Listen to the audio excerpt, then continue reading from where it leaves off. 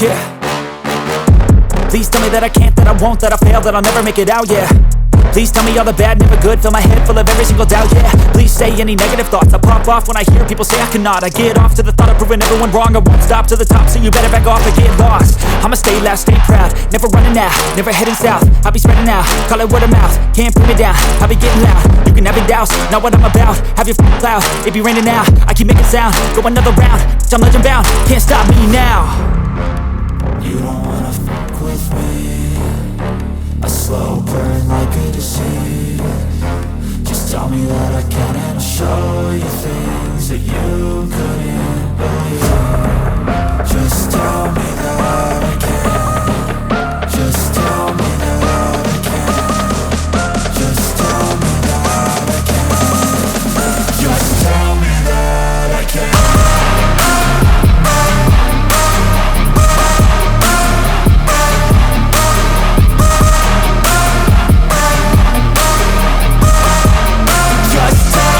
हनुमान चालीसा का पाठ करने को लेकर उठे विवाद के बाद गिरफ्तार किया गया था।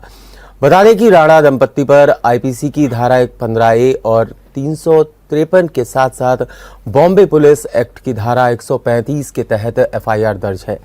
इसमें सबसे बड़ी धारा 124 है, यानी राजद्रोह की धारा भी लगाई गई है। वहीं बात करते हैं दूसरी बड़ी खबर की, जो कानपुर से है, जहां बार एसोसिएशन चुनाव के लिए डीएवी कॉलेज में आज सुबह 8:30 बजे से मतदान जारी है। चुनाव में 5,733 मतदाता 83 प्रत्याशियों के भाग्य का फैसला होगा। चुनाव में सुरक्षा के कड़े इंतजाम किए गए हैं। बता दें कि ऐसा पहली बार है जब बूथ पर अधिवक्ता नहीं बल्कि पूर्व सैनिक तैनात किए गए हैं। ड्रोन कैमरे के साथ साथ 80 सीसीटीवी कैमरों से निगरानी की जा रही है।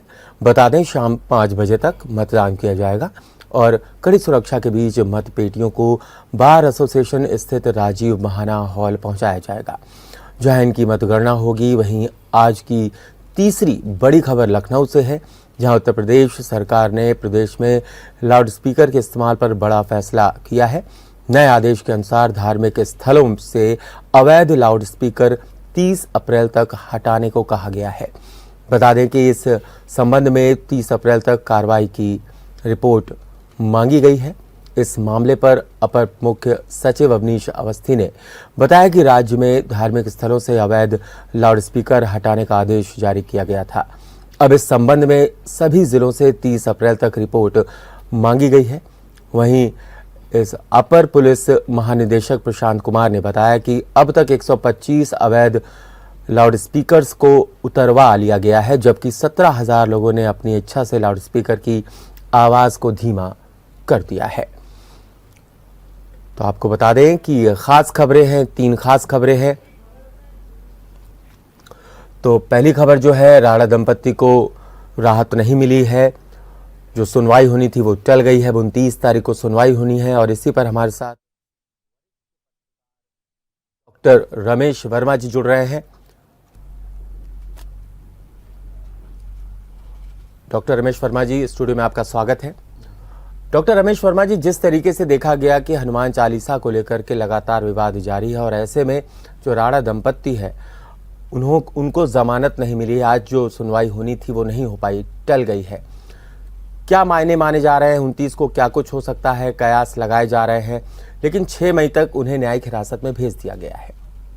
देखिए, अभी टली तो नहीं है, सुनवाई जारी है और जब कोर्ट सुनवाई करती है तो सभी पक्षों को सुनती है।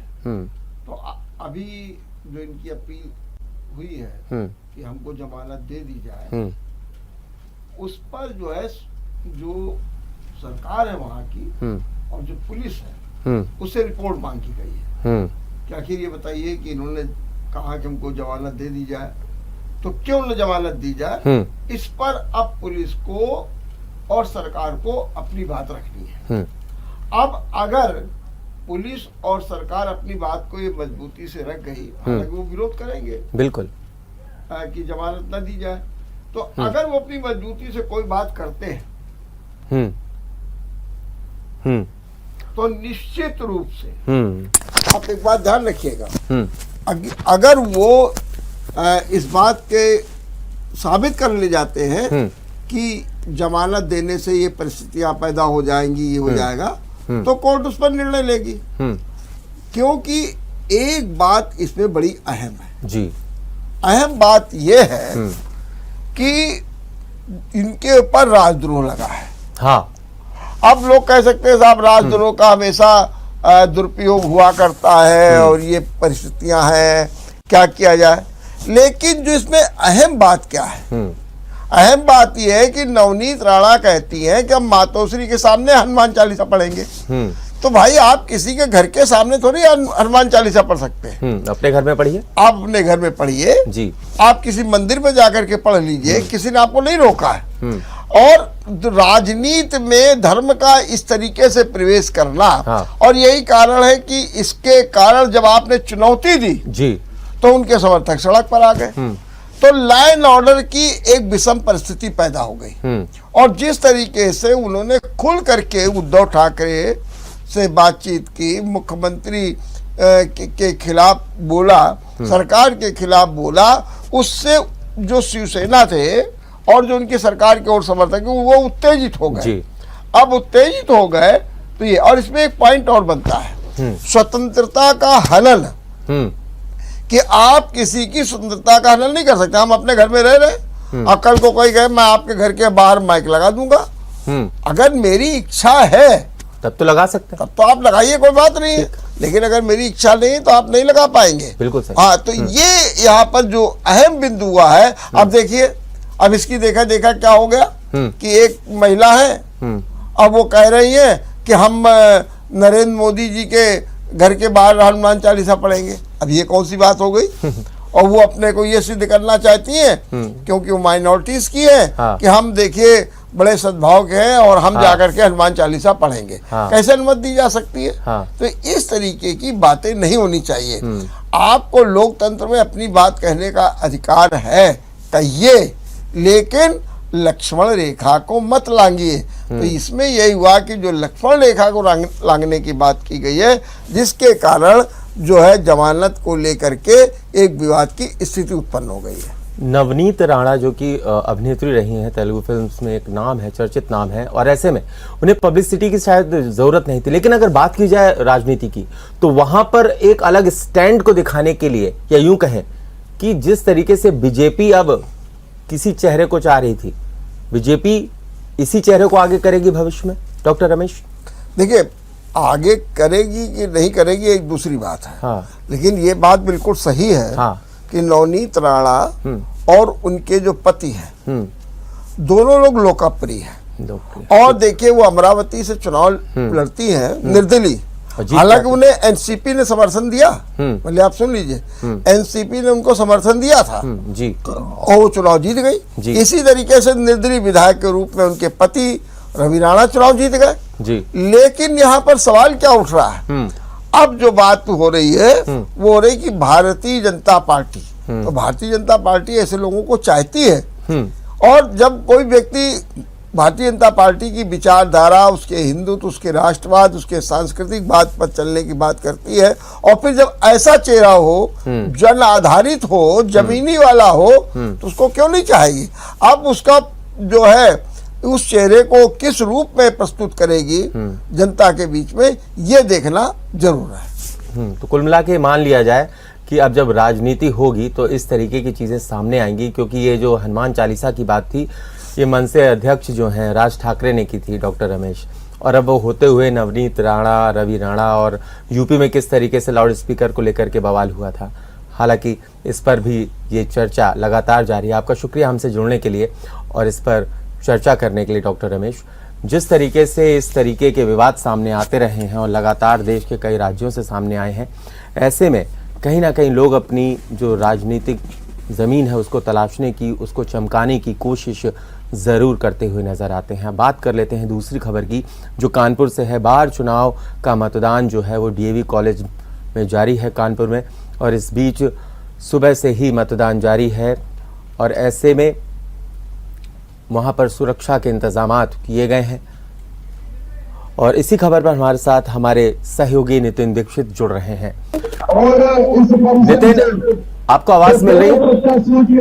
जी वो हाँ आवाज आ रही है नितिन, आपको? क्या कुछ माहौल देख पा रहे हैं इस वक्त? क्या कुछ, कैसे चुनाव आगे बढ़ रहा है? शांतिपूर्ण है? सुरक्षा के क्या कुछ इंतजाम है? क्या कुछ बदली सी तस्वीर है? क्योंकि पिछली बार जिस तरीके से देखा गया था, चुनाव टल गए थे, चुनाव होने के बाद पुनः चुनाव की बात कही गई थी। ओम, बिल्कुल आपको बता दूं कि अगर कानपुर बार एसोसिएशन के चुनाव की बात की जाए तो शायद ये इतिहास में पहला ऐसा चुनाव होगा जो इतनी शांतिपूर्वक सुबह से शुरू हुआ है और अभी जो है करीब 3:15 बज रहे हैं दोपहर के। तो कहीं ना कहीं ये इतिहास एक लिखा जाएगा कि कानपुर में इस तरह का चुनाव हुआ है, क्योंकि अभी तक कोई ना किसी तरह की झड़प ना किसी तरह की हिंसा ना किसी प्रकार की वोटिंग कोई सुनाई दे रही है। वहीं अगर बात की जाए पुलिस की, तो पुलिस जो है पुलिस जो है वो आपको दिखा देंगे करीब 1200 करीब पुलिस कर्मी आला अधिकारियों के साथ लगाए गए। वहीं हाईटेक सीसीटीवी कैमरे से भी नजर रखी जा रही है। वहीं दूसरी है कि जो मतदान स्थल है जहां पर वोटिंग हो रही है, उस वोटिंग स्थल पे भी हाईटेक कैमरे लगाए गए। हाईटेक कैमरे के साथ साथ एक एडीसीपी रैंक के अधिकारी को वहां पर निगरानी के लिए बैठाला गया है और खुद ज्वाइंट कमिश्नर पूरे मामले को हैंडल कर रहे हैं। और जो सड़क है जहां पर ये मतदान हो रहा है वहां से लगाकर पूरी बैरिकेडिंग लगाई गई है। खुद जो है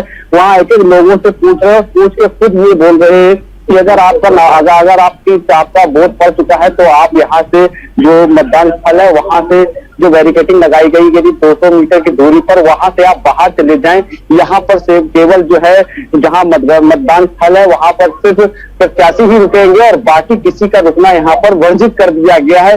वहीं ओम, हमारे साथ जो है ज्वाइंट कमिश्नर भी है यहाँ पर, उनसे बात करते हैं किस तरह से जी सर किस तरह से यहाँ पर जो पूरी प्रक्रिया है उसको सुचारू रूप से किस तरह से किया जा रहा है?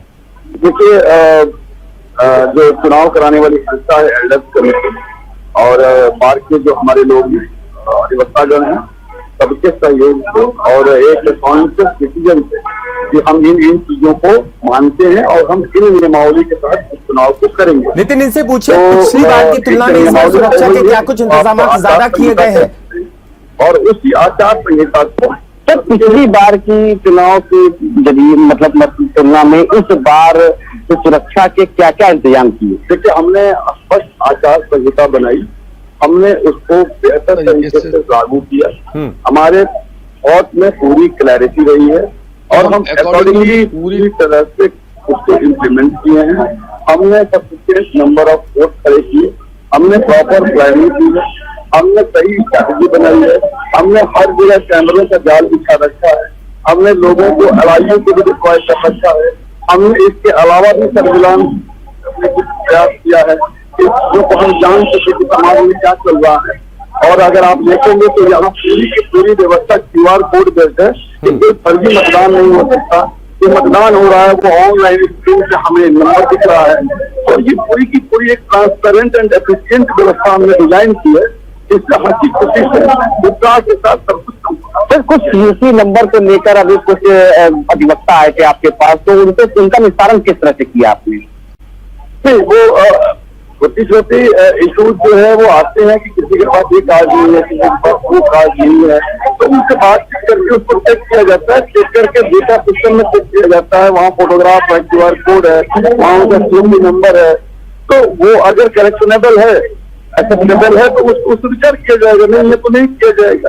तो ये बड़ा वेल एस्टैब्लिश्ड एक सिस्टम है जो पहले तय हो चुका है कि हमें क्या करना है और हम सिर्फ वही करना है। ओम, आपने सुना कि ज्वाइंट कमिश्नर से आपने पूरी व्यवस्था के बारे में बताया जी।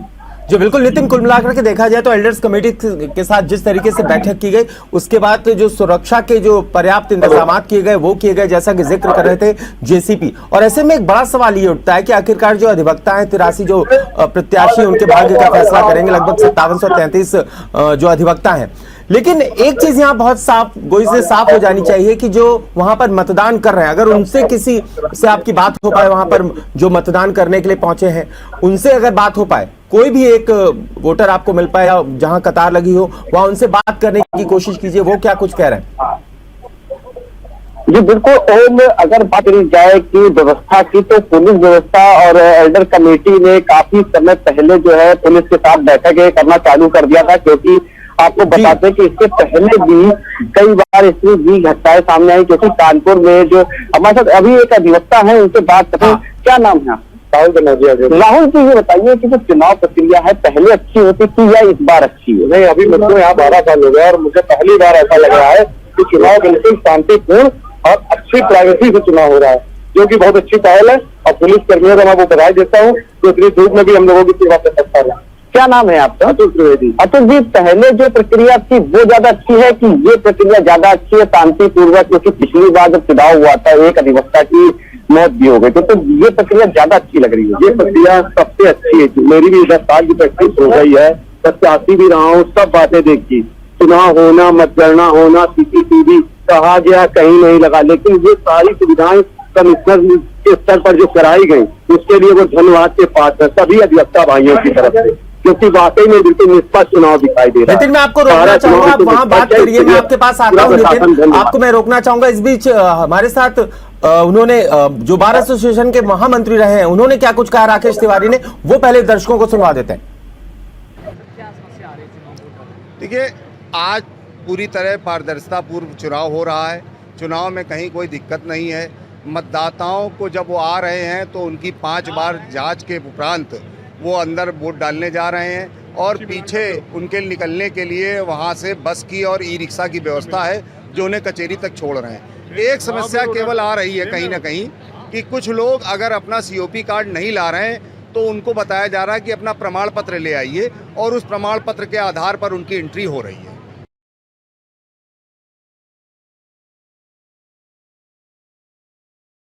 बार एसोसिएशन के जो पदाधिकारी हैं वो बात कर रहे थे, महामंत्री, और ऐसे में बड़ा सवाल तो ये था कि इस बार जिस तरीके से, हालांकि आपने अभी JCP से बात की, वहां पे मौजूद अधिवक्ताओं से बात की नितिन, कि इस बार की जो चुनाव प्रक्रिया है वो बहुत ही शांतिपूर्ण ढंग से चल रही है। कमेटी ने इस बार जो इंतजाम किए हैं वो काफी अच्छे हैं और जो सुरक्षा के इंतजाम हैं वो पुख्ता नजर आ रहे हैं। ऐसे में अधिवक्ता खुश हैं कि हाँ, इस बार कोई किसी तरह की हिंसा नहीं होगी। लेकिन अब भी ये है कि अभी जो पिछले चुनाव थे उसके बाद कोर्ट में जाना पड़ गया अधिवक्ताओं को, इस तरह की स्थिति आखिरकार क्यों पैदा होती है? ये अगर आप क्वेश्चन पूछ पाए अधिवक्ता से, कोई किसी भी अधिवक्ता से।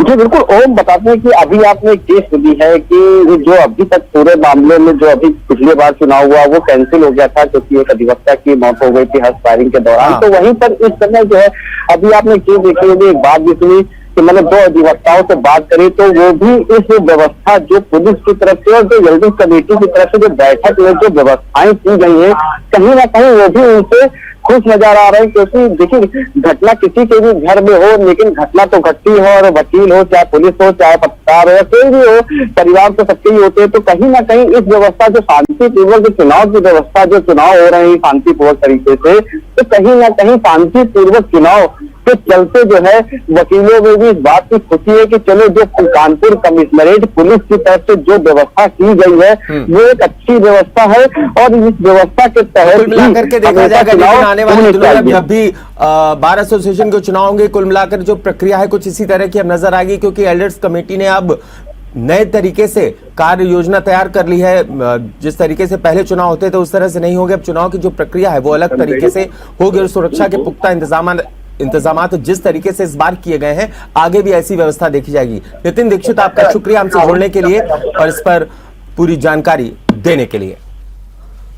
तो बात करेंगे लाउड स्पीकर की, क्योंकि जिस तरीके से उत्तर प्रदेश की सरकार ने एक आदेश जारी किया था कि लाउड स्पीकर हट जाने चाहिए, अब नए आदेश के अनुसार धार्मिक स्थलों से अवैध लाउड स्पीकर 30 अप्रैल तक हटाने को कहा गया है। बता दें कि इस संबंध में 30 अप्रैल तक कार्रवाई की रिपोर्ट भी मांगी गई है। अपर मुख्य सचिव अवनीश अवस्थी ने बताया कि राज्य में धार्मिक स्थलों से अवैध लाउड स्पीकर हटाने का आदेश जारी किया गया था। अब इस संबंध में सभी जिलों से 30 अप्रैल तक रिपोर्ट मांगी गई है। वहीं अपर पुलिस महानिदेशक प्रशांत कुमार ने बताया कि अब तक 125 अवैध लाउड स्पीकर्स को उतरवा लिया गया है, जबकि 17,000 लोगों ने अपनी इच्छा से लाउड स्पीकर की आवाज को धीमा कर दिया है। और इसी खबर पर हमारे साथ आनंद सिंह जुड़ रहे हैं, लखनऊ से संवाददाता हैं हमारे। आनंद, किस तरीके से बात की गई थी कि अब लाउड स्पीकर हटेंगे, अब उसकी मियाद दे दी गई है 30 तारीख तक हट जाने चाहिए, क्या कुछ जानकारी? जी, आपको बता दें कि उत्तर प्रदेश लगातार इस पर काम कर रही थी कि लाउड स्पीकर जो कई विवाद उठे थे कि जैसे कि लाउड स्पीकर अगर मस्जिदों में बजेंगे तो बजरंगी हनुमान चालीसा भी पढ़ी जाएगी स्पीकरों पर। उस पर उत्तर प्रदेश में कड़ी कार्रवाई करते हुए कि ध्वनि प्रदूषण को इसको नजर में रखते हुए कि ध्वनि प्रदूषण होगा, जिसको लेकर के पूरी तरह से आज उत्तर प्रदेश भर में आदेश कर दिया कि सभी धर्म स्थल या मस्जिद कोई भी ऐसा हो जहां पर तेज गति से लाउड स्पीकर बज रहे थे उनको तत्काल प्रभाव से उतार दिया जाए। और उनको उतारने के बाद 30 अप्रैल तक लास्ट डेट दी गई है, जिसको बता दें कि जहां मंडल आयुक्त और पुलिस कमिश्नर इसको पूरी तरह से लागू करेंगे, हटवाएंगे। इनको रिपोर्ट 30 अप्रैल तक देनी है कि उत्तर प्रदेश से पूरी तरह से जो स्पीकर लगे थे हर जगह पर जो तेज गति से उनको हटाया जाए। और आपको बता दें कि जो तेज गति मतलब जैसे धर्म स्थल है वहां पर अपनी एक न्यूनतम सीमा तय की गई है उसके लिए कि इतने से इतनी दूर 30 मीटर से लगभग जो ध्वनि हो कि मंदिरों की अगर है मंदिर में ही तो बजे कि मतलब वहीं के मंदिर के अंदर ही सुनाई पड़े। जैसे बाहर जो बजते थे ध्वनि तो ऊंचे स्थानों पर बांध दिए जाते थे, मस्जिदों पर टीलों पे बांधे जाते थे जिन पर से दूर तक इनकी आवाज जाती थी और जिससे डिस्टर्ब होते थे लोग, क्योंकि पढ़ाई में इसका सबसे ज्यादा देखा जाता था असर, क्योंकि अक्सर बच्चे जो पढ़ते थे इनका अक्सर असर उस पर देखा जाता था। पढ़ाई असर तो देखा जाता था, लेकिन एक विवाद और खड़ा हो गया था। लोग कह रहे थे अजान से उनकी नींद खराब होती है सुबह सुबह, और ऐसे में वो अब हनुमान चालीसा का पाठ करेंगे, जिसको लेकर के ऐसी स्थिति बन रही थी बहुत सारे राज्यों में कि वहां पर लोगों को सामने आना पड़ गया। और लोगों ने अपने आप ही, हालांकि कोर्ट के जो फैसला है कोर्ट का, उसको मान लिया कि जो आवाज है दिन में जो रहेगी 65 dB रहेगी और रात को 55 dB। लेकिन अब ऐसे में उत्तर प्रदेश का ये जो आदेश आया है, ऐसे में उस स्थिति को संभालता हुआ नजर आ रहा है। लेकिन क्या जो मस्जिद है, मंदिर है, गुरुद्वारे हैं या और भी धार्मिक स्थल है, सब पर एक तरीके से समान कार्रवाई होते हुए नजर आ रही है? जी हाँ, ये पूरी तरह से उत्तर प्रदेश में सरकार ने आदेश किया इसको एक समान कार्रवाई की, जहां पर मंदिर हो, गुरुद्वारा हो, मस्जिद हो, चर्च हो, कहीं पर ऐसा देखा जाता है कि लाउड स्पीकर पूरी तरह से प्रबंध किए जाएंगे। और ये उठा था सवाल कि जैसे अगर अजान होगी, सुबह की अजान होती है, रात में जैसे 5 टाइम की अजान होती है, उस पर यह उठा था कि हम अगर अजान होगी या सुबह डिस्टर्ब होते हैं तो हम हनुमान चालीसा पढ़ेंगे। अक्सर ये बंबई से उठा था। उसके बाद राज ठाकरे ने इस मुद्दे को उठाया था और धीरे धीरे तूल पकड़ता गया और कई राज्यों तक ये मुद्दा पहुंचा। आपका शुक्रिया आनंद सिंह चौहान हमसे जुड़ने के लिए और इस पर चर्चा करने के लिए और जानकारी देने के लिए। तो कुल मिलाकर के खास खबरें जो थी तीनों आपको मिली और तीनों का विश्लेषण किया गया कि किस तरीके से जो मुंबई से जुड़ी हुई खबर थी कि वहां पर हनुमान चालीसा पाठ करने के चलते नवनीत राणा और रवि राणा को अभी तक जमानत नहीं मिली है। और ऐसे में दूसरी जो खबर थी, बार एसोसिएशन के चुनाव जो हैं वो अब जारी हैं कानपुर में। पिछली बार बार एसोसिएशन के चुनाव में गोली तक चल गई थी, हिंसा देखी गई थी, लेकिन इस बार शांतिपूर्ण मतदान जारी है। और तीसरी खबर जिसका जिक्र मैं अभी कर रहा था, लाउड स्पीकर का, 30 तारीख तक की मियाद दे दी गई है उत्तर प्रदेश सरकार की तरफ से कि 30 तारीख तक हर हाल में जो अवैध लाउड स्पीकर है उनको हटा लिया जाए या फिर जो मानक के अनुरूप जो